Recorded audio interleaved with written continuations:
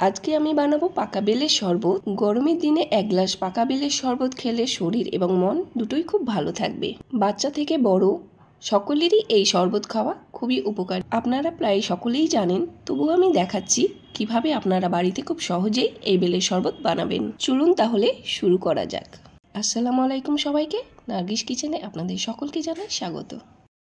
এখানে দুটো বেল আছে, এর মধ্যে এটা কাঁচা বেল আর এটা বেশ পেকে গেছে। আর এই বেলটা দিয়েই আজ আমি শরবত বানিয়ে দেখাবো। তো প্রথমে আমি বেলটাকে ফাটিয়ে নিব। আমি এইভাবে ফাটালাম, দেখুন খুব সহজে ফেটে গেল। আপনারা চাইলে এটাকে আছাড় মেরে বা হাতুড়ি দিয়েও ফাটাতে পারেন। এবার আমি বেলের পাল্পটা একটি চামচের সাহায্যে বের করে নিলাম।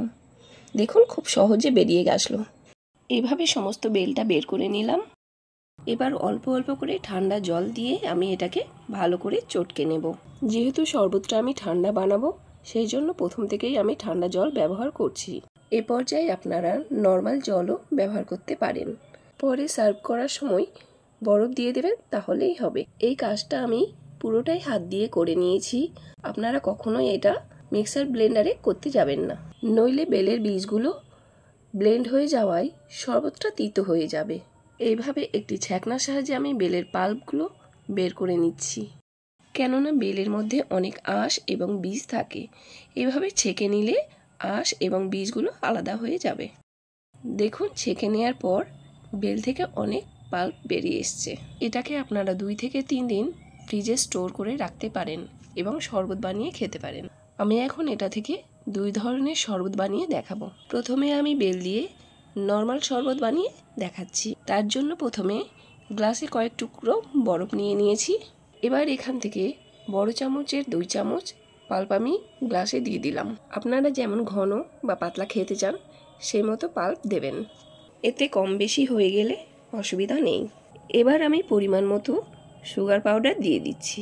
এবারে ঠান্ডা জল দিয়ে দিলাম। আপনারা যেরকম ঘনত্বে রাখবেন সেই রকম জল দেবেন। এবার একটি চামচের সাহায্যে ভালো করে মিশিয়ে নিলাম। এটা রেডি হয়ে গেছে। এবার আমি পরের শরবতটি তৈরি করে দেখাবো। একটা মিক্সিং জারে কিছুটা বেলের পাল্প দিয়ে দিলাম। এবার দিচ্ছি 2 চামচ দই।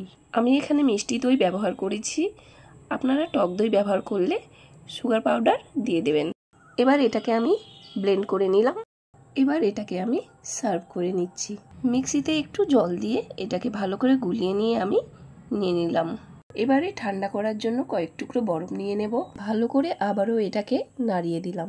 এটা এখন রেডি হয়ে গেছে। ডেকোরেশনের জন্য উপর থেকে আমি সুন্দর করে একটু সাজিয়ে নিচ্ছি। ঠান্ডা ঠান্ডা 2 ধরনের বেলের শরবত আমি তৈরি করলাম এবং বেলের এই ঠান্ডা ঠান্ডা শরবত খেলে মন প্রাণ একেবারে জুড়িয়ে যাবে। আশা করি আজকের এই বেলের শরবত তৈরি ভিডিওটি আপনাদের ভালো লেগেছে। যদি ভালো লেগে থাকে চ্যানেলটি সাবস্ক্রাইব করে নেবেন এবং কমেন্ট করে জানাবেন কেমন হয়েছে। দেখা হচ্ছে পরের অন্য কোনো একটি রেসিপিতে। ততক্ষণ পর্যন্ত সবাই ভালো থাকবেন, সুস্থ থাকবেন।